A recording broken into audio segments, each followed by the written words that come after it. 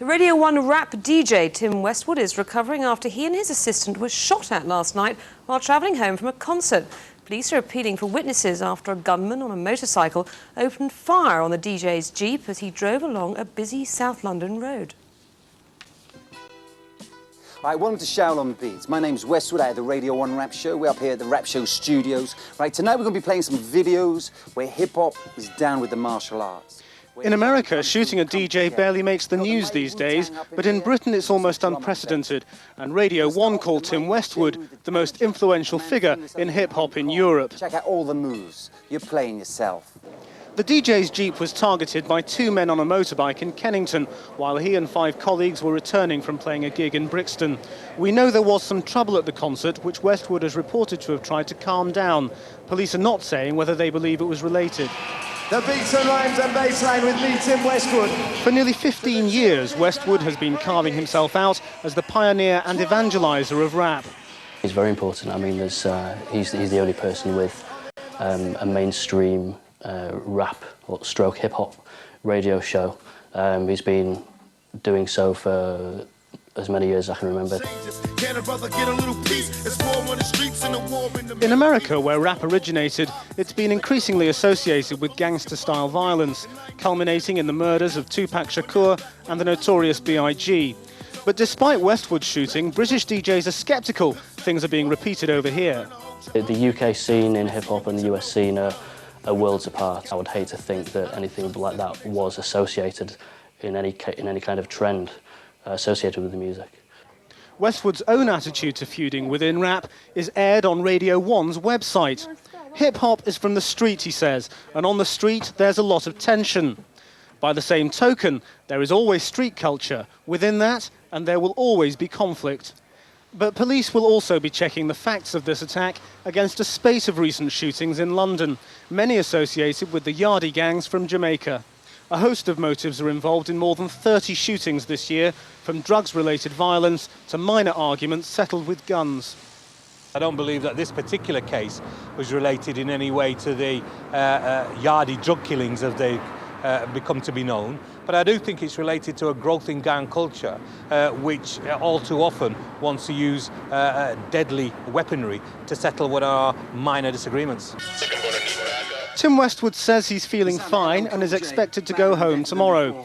But in some hip-hop circles, the fact of his shooting, thankfully not too serious, may well in the long run give him more credibility than ever. In another positive move towards peace in the Middle East. Good evening and welcome to the programme. DJ Tim Westwood was shot by motorcycle gunmen as he drove in his Range Rover in South London. The rap and hip-hop DJ was returning from the Lambeth Country Show with his 4-man crew when the drive-by hitmen struck at traffic lights on the busy Kennington Park Road. We can go live now to our Home Affairs correspondent at the scene of the shooting. Penny. Tim Westwood, who's known to his fans simply as Westwood, was shot here in a very busy spot in London in broad daylight before being taken on to St Thomas's Hospital. Police believe he may have been followed here because not long before he'd been performing to a large audience in nearby Brockwell Park. Tim Westwood's distinctive styles helped this white DJ popularise music that celebrates black youth culture. The beats and rhymes and bassline with me, Tim Westwood. A part of the scene for young black Londoners that a Met Police video used it recently, aiming to attract them into the force.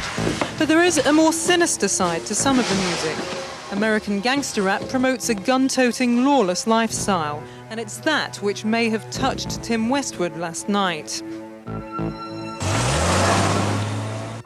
Staff and customers here heard shots ring out as Westwood's four-wheel drive was fired at by 2 men on a motorbike, injuring him in the arm and his assistant Ross Newman in the leg. I think they knew, but when they got pulled over by a motorbike, that's what was going to happen, so I think they took it quite well. Tantalisingly for police, the whole incident took place just out of range of a camera at the nearby garage. I checked it on my video, but I couldn't find any clue. But you never know, I mean, if you go through the special procedures, you may find it. The gunman made off at speed towards the Elephant and Castle. A police forensic glove is all that's left of a major operation to gather evidence in a crime that has similarities with a raft of other shootings across the capital, many of them fatal and associated with disputes between gangs. At the moment, the inquiry's at a very early stage. We've still got a number of witnesses to speak to, and we're open-minded as to whether or not there may be a connection. What I would like to do is to appeal for any witnesses that either saw the incident last night or the motorcycle speeding off. Clearing up today in Brockwell Park, where Westwood was performing before the shooting.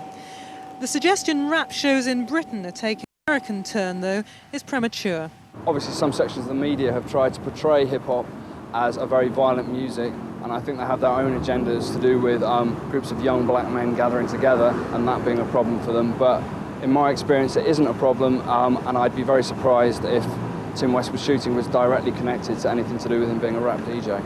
From his bed at St Thomas's Hospital today, Westwood praised staff and thanked God he's still alive. He underwent surgery to clean a bullet wound that went straight through his arm. He's expected to go home tomorrow. That report from our Home Affairs correspondent Penny Root, who's still in Kennington. Penny, why do police think this may be linked to other recent shootings? Well, I think it seems pretty clear that these people knew what they were doing.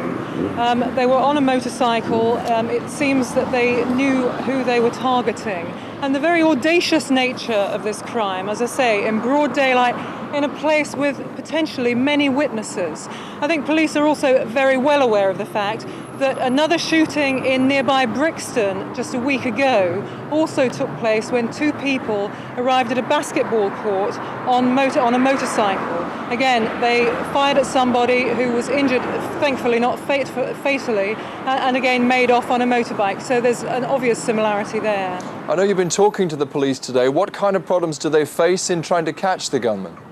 Well, they face the usual problems with this kind of crime in that witnesses are often quite reluctant to come forward. People who may know something are often fearful about that, so they have to overcome that. But in addition, because of this motorbike incident, with the people actually wearing full-face helmets, clearly getting descriptions, even from those people who did see what happened, is very difficult.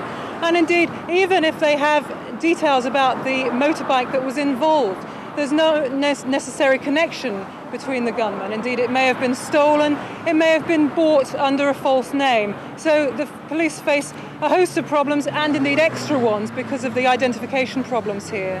All right, Penny Root, thanks very much for that. But anyone who does have information is asked to contact the Metropolitan Police Incident Room on 0181 649 2574.